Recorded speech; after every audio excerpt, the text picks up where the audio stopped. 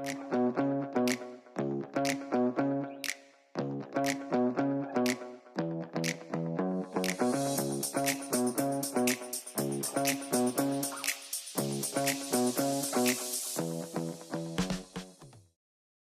you dwell deeper into TA, Surya, were there any particular frameworks or models where you truly looked at, which actually shifted your perspective or your practice, and it's made a lasting impression for you in your understanding as well? Yes, I think my first major impact of TA in me, more than any theory, it's philosophical underpinning. Wherein even though the book in a way made it in sort of a pop psychology saying I'm okay, you're okay. But for me, at a very philosophical level, that was the most impactful and most eye-opening. In fact, that's what I needed to internalize myself to even get out of this nice guy syndrome. So what was the philosophical thing which you're talking about? In transactional is one of the fundamental belief is, as we all know, that all of us are okay. And okay, by we are not referring good, bad, right, wrong. We're talking about we accept ourselves as we are. So when I'm saying I'm okay or okay, I'm saying that I know I have my strengths, limitations, but I accept myself as I am. Similarly, you are okay. You have your own strengths, limitations. You may not be right all the time, but still I accept you as a person as you are. So the innate human worth is the same, irrespective of who we are, what we do. Your actions may not be okay. What you say may not be okay, but still I hold you as an okay person. I think that was a very fundamental element which is necessary to build self-esteem and which is also necessary to bring emotional intelligence in terms of being compassionate with another being. So respect is what I'm hearing. Respect for both. Respect and fundamental dignity of the human being. I think that is the first important impact it had on me. Why? Because it is applicable at all levels, be it an individual level or an interpersonal level, a group level or organizational level. That sense of okayness is mandatory. If we could build our culture or our systems on the spirit of okayness, I think then we are building growing organizations, learning organizations, even families could be thriving. So for me, okayness is a very, very fundamental thing. People ask, why should it take so many years to get certified in TA? No, it doesn't happen like this in any other thing. Because to become a CTA, normally people take anywhere from 4 to 6 years minimum. I'm talking about. There are people who took more than that, 10 years and so on. So that is because you're not just learning some theory and applying it and then going on with it, seeing the results.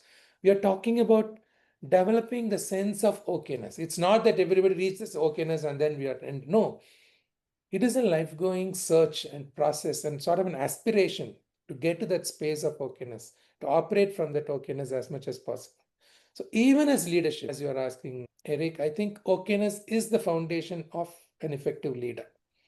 As I said, I had different, we'll argue and debate, but it always came from a space of okayness.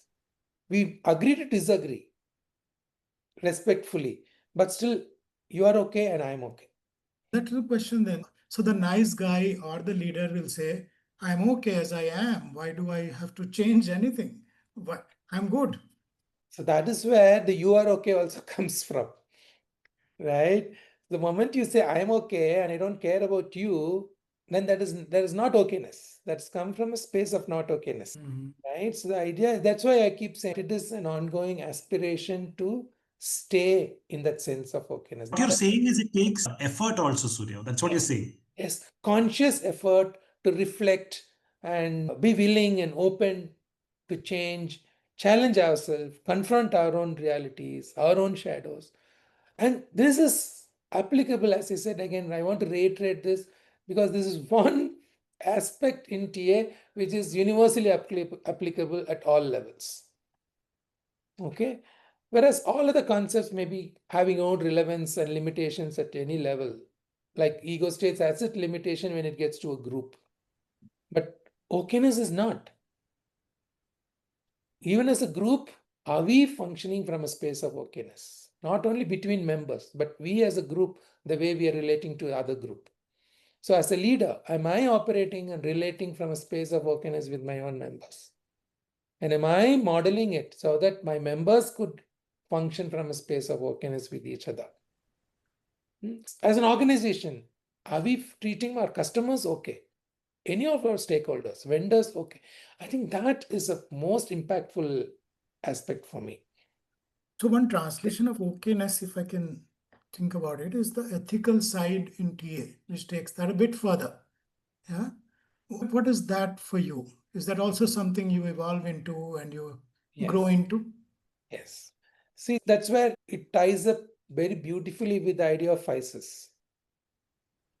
Okay. So when my actions are aligned with the ethical principles, which is eventually derived from my own basic values, which fundamentally comes from the substratum of okayness, then my FICES would manifest itself.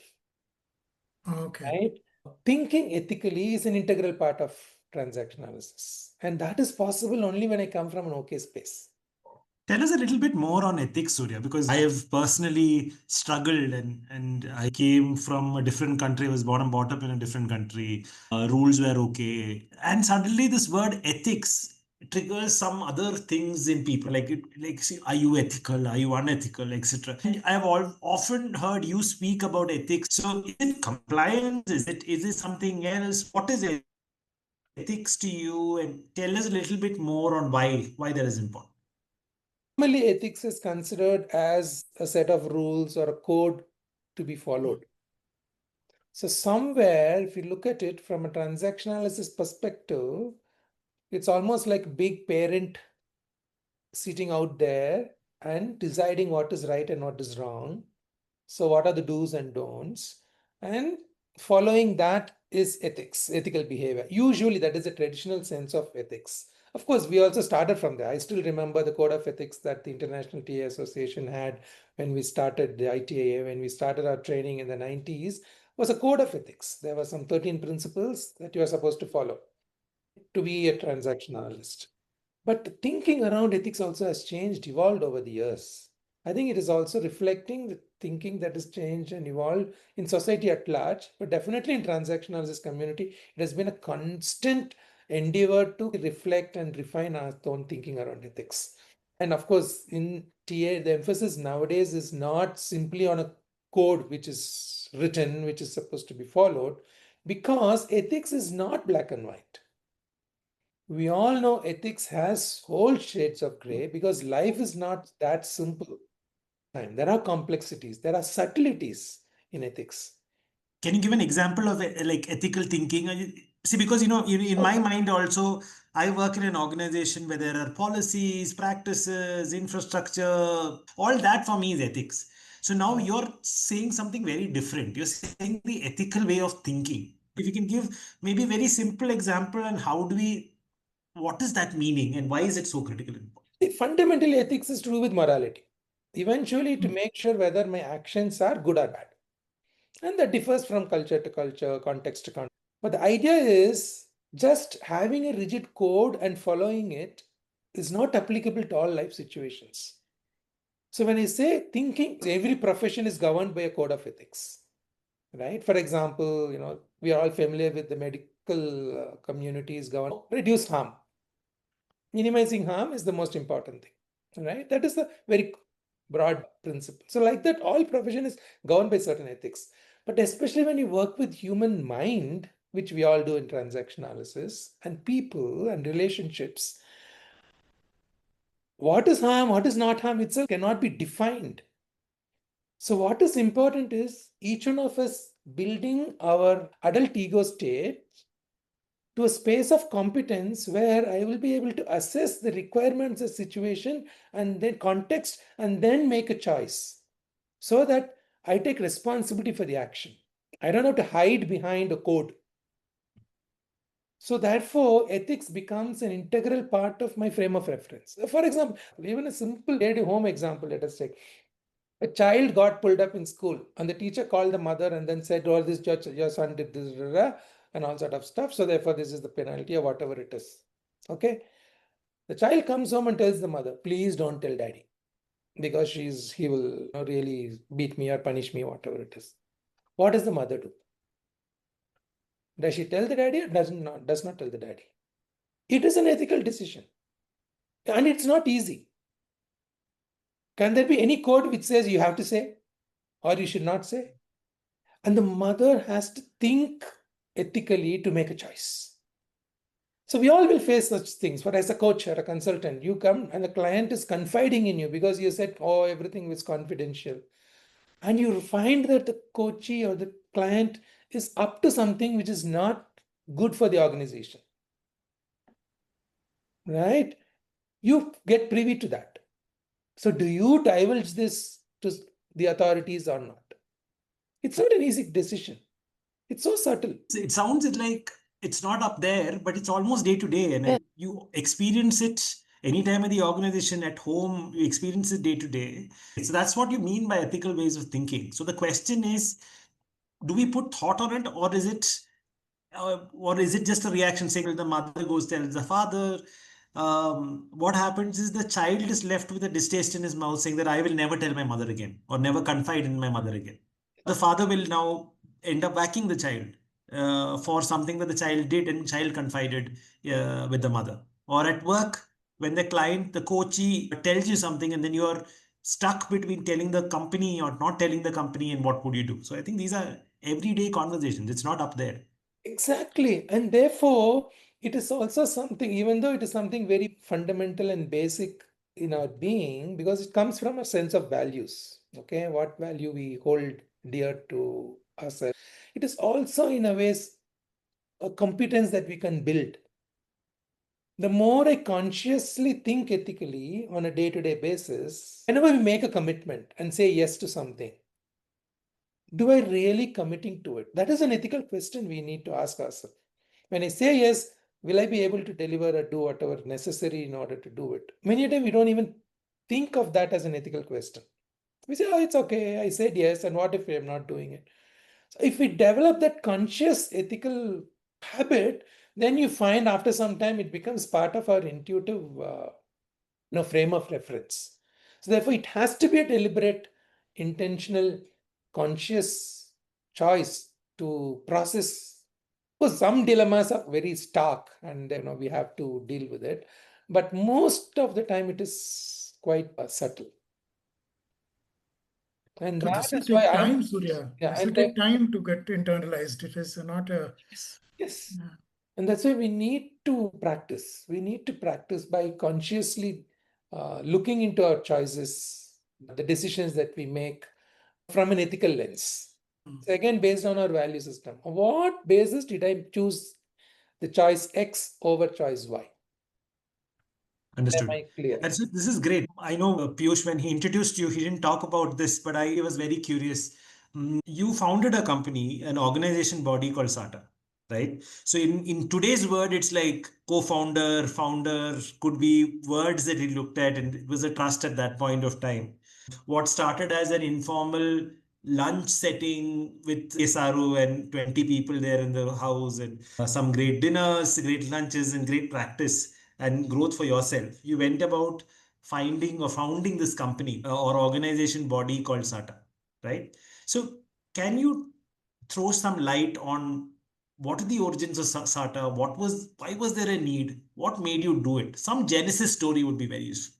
That's an interesting story. I'm not the founder of SATA. I'm one of the founding trustees of SATA, and SATA is an educational trust. And for the audience, if you can expand what SATA means, I think it'll be SATA is the South Asian Association of Transactional Analysts, and it was founded in 2006, actually. But its genesis was somewhere in late 1990s. As I said, Father George came, he said he trained people like Saru and her cohort. And then her cohort went on to have groups and training of their own. But Saru was the main one who really took it and sustained for a long, long time. Some others are also there, but not to that extent. And At some point in late 90s, when I was in my almost getting certified, I got certified in 99 as a CTA, Certified Transaction Analyst. By that time, there were already about 15 of us who were certified transaction analysts, 15, 20 of us, I could remember. So we felt the need to meet at least once a year. Of course, it was all happening under the aegis of ICTA and so on and so forth. And this trainers meet, we used to call them trainers meet, used to be often facilitated by several people came from several years, but two significant trainers from outside India, Ilana Lee and Charlotte Dallenbach. So they used to come, and then after some time, we found the group was growing, and then there were some processes emerging, as we see in any group, some conflicts, some differences. So we felt the need to process these so that we as a community who's holding the international certification. By that time, ICTA has gone away from the international certification realm because of the de-affiliation. We all felt there was a need for us to hold on to each other to keep up the international certification in transaction analysis alive in India. So Charlotte and Ilana used to come every year to facilitate what we used to call trainers process meet. So we, for around 15 people or so, would meet just for 2 days. Of course, process, deliberate, talk about whatever's coming up for us as individuals in our interaction with each other. What do we do as transaction analysts, about our groups, so that the community grows. There is more and more bonding and integrity. Can you click on process? Is it like work processes? No, What is it? I'm glad you asked that. So we tend to think work process. No, these are all individuals who work on their own. They have their own training groups. They were not even in the same field because by that time, some of us were organizational, couple of us were educational. But the process we are referring to is the dynamics that happens between people when we interact. Like any group, there'll always be some dynamics. Dynamics here means things that is unseen, unsaid, that is happening beneath the surface. Everything at a very emotional level, at the thinking level, at the belief level, what is going on. So for a group to function effectively, people need to know how am I impacting others and what is impacting me. So these process groups, mainly we meet to basically share that. When you did this that day, I felt like that. Or when you said this, or when this is going on in our group, I feel like this. That brings intimacy, bonding, and closeness in the group. It increases openness and closeness. So that is an important aspect, even in the way we use transaction analysis in organizations, to focus on the process more than, we are basically talking about the interpersonal, intrapsychic processes rather than the operational processes that we are very familiar with. So we trainers used to do that. Simply put, Surya, intrapsychic, maybe two big words for people to use, but maybe it's like the work that the boss assigns you or the work that the organization assigns you. I think there's much more than groups beyond that as well. I'm doing this work, but how am I feeling while I'm doing this work? Ah. Okay, I'm listening to what you're saying, but how am I feeling as I'm listening to you? And how are you feeling as I am saying this to you? So there's something happening inside me and something happening between me and others who are around me. And many times you only guess about the way you look or your tone or your face, which many times might not be right. So a healthy group is when this all unsaid internal stuff is being openly shared with each other. Then I don't have to guesswork. I don't have to walk on eggshells. One example of process that I remember, I currently am part of an organization where I lead culture for that organization. Over the years, I always used to be fascinated by how I run team meetings. Usually team meetings is you will have like these 10 tasks and we will review and we'll do status updates, etc. I've done that in my initial years. It was the most boring meeting because people used to dread coming for the meeting. You speak to your boss outside and he asks you status there. Now in the team meeting also have to give status and why is the other person listening to status, etc. To just before I took this role, I used to get people to own the agenda of the meeting and ask everyone to do this and get there. Today, the way I do it is I use that and I do a mix of, we have an icebreaker in the beginning of our meeting. So that the host has to ask this question about something about the group members and everybody shares. The beauty is it becomes the most effective team meeting because that meeting also has the meeting also has status updates sharing and it creates psychological safety. So that is process dynamics in some sense, but you're structuring the meetings in ways that you could look at. Yes, because this unsaid stuff eventually influences the outcome of meeting or any relationship. So if you could create a space for this to be shared and openly manifest, then you find the task becomes much easier. So we as this cohort of trainers used to meet, and that really helped us progressively build it. At one point, it was in 2001, then we started conducting what is called multi-level training. Okay, where it was a 1 year yearly event where trainees and trainers, they all come together, and in very unstructured manner we used to learn. There's a lot of processing happening at a community level, not just with trainers level. Every year it used to go on. And that slowly led to we hosting an international conference in 2004 in Bangalore. Okay, of course, an international TA conference always invite people from, I still remember, around 30 countries. We had around 400, 500 people attending the conference. And somewhere during that conference, Charlotte and Ilana called us trainers and then said, look, I think you guys have arrived and now you don't need us to handhold you anymore. You have to take it forward from here. That's all they said. I still remember at one dinner, he was all standing over on the table, and then they just said this. It was almost like throwing a bombshell on us because we were all so mentally held all these years. Suddenly they said, you guys are on your own. And it's almost like the parents saying, you are grown up, now you have to go out and fend for yourself. So we were all totally in the dark. It was in 2004. And we had no clue about what is going to happen. It's a good example. So But when you're parents tell the child that, it's a very scary feeling. Yes, it was so scary. We had no clue what to do and how about go about and all that stuff. And of course, the conference went and finished, and then all of us were wondering what to do because next year they are not going to come. So that is where we were thinking of how to do, what to do. I still remember somewhere around 2005 or so, almost 68, a year, 6 months to a year after the conference, it suddenly occurred to me, why don't we form an association? We are anyway a group in an informal manner. Let us formalize it. So I suggested that. People said, okay, let me do, but we had no clue how to go about. I just woke up one morning and I wrote, I think, a couple of pages, a proposal to form an association, concept note on, and the question came, there is already a TS association for transaction analysis. Eventually the thought was, okay, this is not generally a transaction analysis association. We need a body to hold the professional standard community in India, because that is what we need. And one of the strong ways all of us believe, and of course Saru also believed, is this transaction analysis community can grow only through professional development. The more and more people get certified. So therefore we chose to do it as Association of Transactional Analysts. And then the question came, an Indian Association of Transactional Analysts. Then we said, okay, it's too narrow. So I had this audacity to say, why don't we just call it a South Asian Association of Transaction Analysts? Because at that time, there were some members in Bangladesh who were interested at that time. So I wrote this concept of South Asian Association of Transaction Analysts. At that time, we all laughed at it, saying, so we established it, incorporated it as a trust in 2006, actually. So it took 2 years for us to get to that space. So that's why currently you find SATA as the nodal body for professional development in transaction analysis in this region. We have members from, of course, from Bangladesh and some members from the Middle East and from Iran, but predominantly we are an Indian. I see some parallel here, and tell me if this is making sense to you.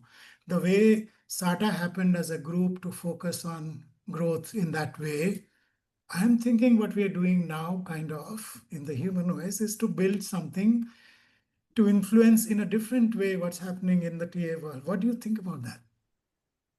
I suppose so. I think that is a very important, necessary, and healthy evolution also. Because as you said in the beginning, mostly people associate transaction analysis to psychotherapy. And you will find, even though we are all transaction analysts, being in the psychotherapy field or counseling or education or organizations, which of course the 4 fields of certification available, the needs of a professional psychotherapist is very different from the needs of people who practice in the other areas, like an organizational consultant or say an educational trainer or even a coach or a counselor. So therefore, I think it's important for us to acknowledge the difference, because the way we operate, the way we function, the way we use the theory, even though fundamentally the theory is the same, is very different. So that is why at one point I still remember, I think early 2000s or maybe late 90s, Julie Hay coined the word developmental transaction analysis, which is non-psychotherapy application of transaction analysis. And universally, transaction analysis is associated with psychotherapy. Even from a membership point of view, there are more psychotherapy transaction analysts than the other fields, which originally were called special fields. I suppose in the original days in the ITAA, I don't know what is special about it, but I think the way we use transaction analysis is different from the way it is used in psychotherapy. So therefore, of course, how the theory is treated is different, the way it is applied is different, and naturally, the nature of the ecosystem of these developmental fields is very different from that of psychotherapists.